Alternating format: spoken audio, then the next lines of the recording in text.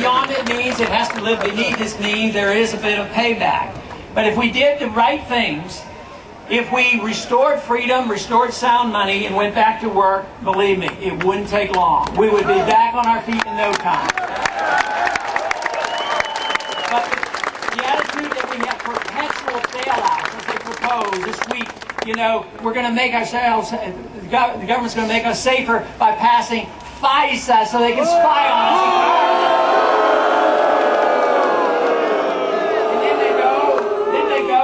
$300 billion, which is just a partial payment in trying to bail out the housing market. That won't work. They don't have the money. Writing checks and sending checks out to people, say spend money and stimulate the economy.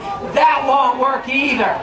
What will work, though, is just looking to our guidelines, looking to the rule of law, and get individuals, men and women of character up here that will stand on principle and vote only for the Constitution.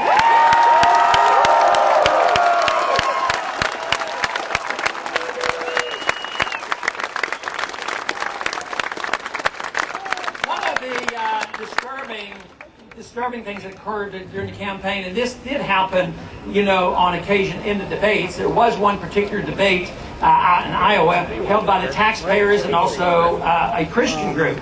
And I have rather strong identification with both, but I was excluded. And yeah, we did have a rally next door that was bigger than their rally, so we did.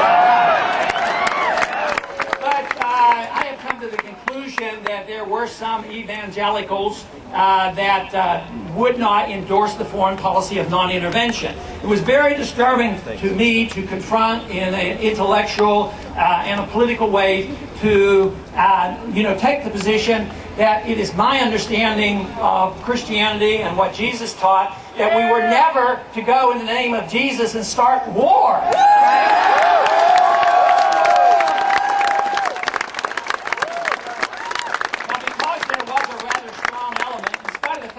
District, the people get to know me.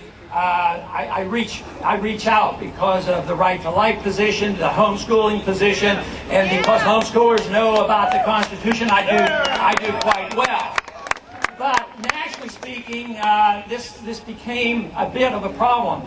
So I was very, very grateful when Chuck Baldwin went to work, because he had the credentials where he could go out and talk to evangelicals and explain the constitutional pro-American, pro-liberty position that we don't have to endorse preemptive war.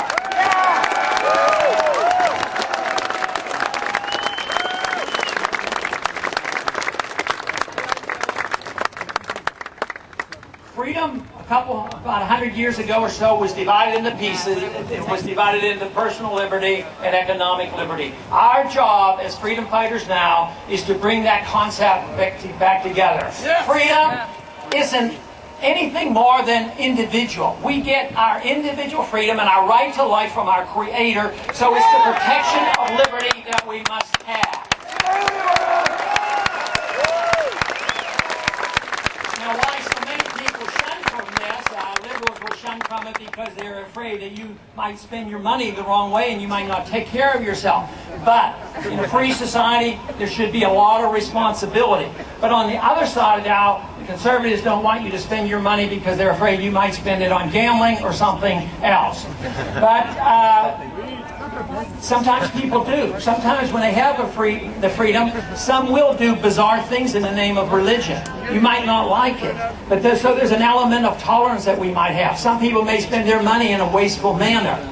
But the one thing that we should not resort to, and what we have resorted to for the last 35 years, is go off on a wild tangent that we are going to tell the people what they can put in their mouths and what they can smoke and what they can drink, and it's none of the government's business.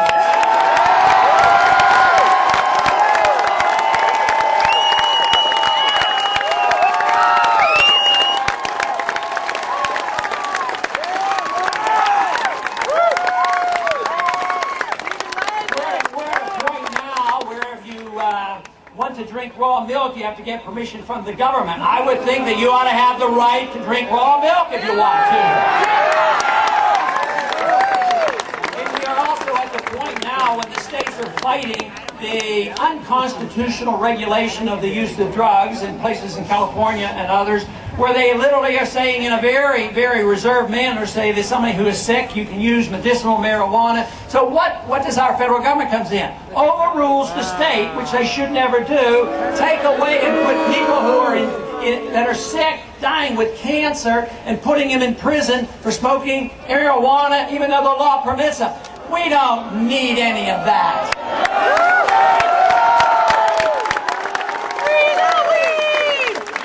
But it also means that there are a lot of risks out there, and you have to take it into consideration. But problems that should be solved should be done by individuals, by family, and local influences, our churches, and our community. Once you get the nanny state, somebody up here regulating and then dictating the whole economy in our personal lives, we get into the mess we have now. The wonderful thing that's happening now is there is an opportunity now like never before. That's right! The problems are out there.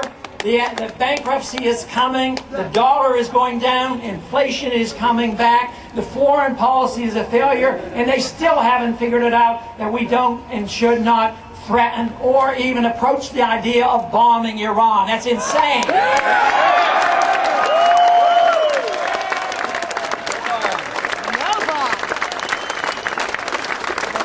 So this is a great message, and we will continue with it, as obviously you are doing. I want to compliment all those, the committee, there are 4 or 5 or 6, and so many others who helped to bring this rally together, and they deserve a lot of credit for it.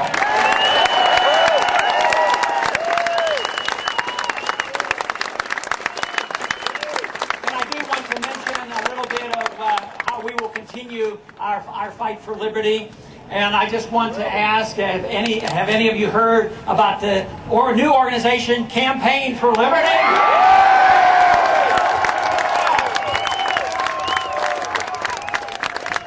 If you haven't joined, please join up. We still need a few more members, but let me tell you, our first big project is to get all of you, plus more, to come to Minneapolis on September 2nd. There's a lot of excitement building, and believe me, Jesse, the press secretary, is getting a lot of calls from the media. They're paying attention. Besides, we're not going to be confrontational. We're not going to try to close down the Republican convention. Right. But I tell you what, their convention is going to be so boring, they're going to be coming over to cover our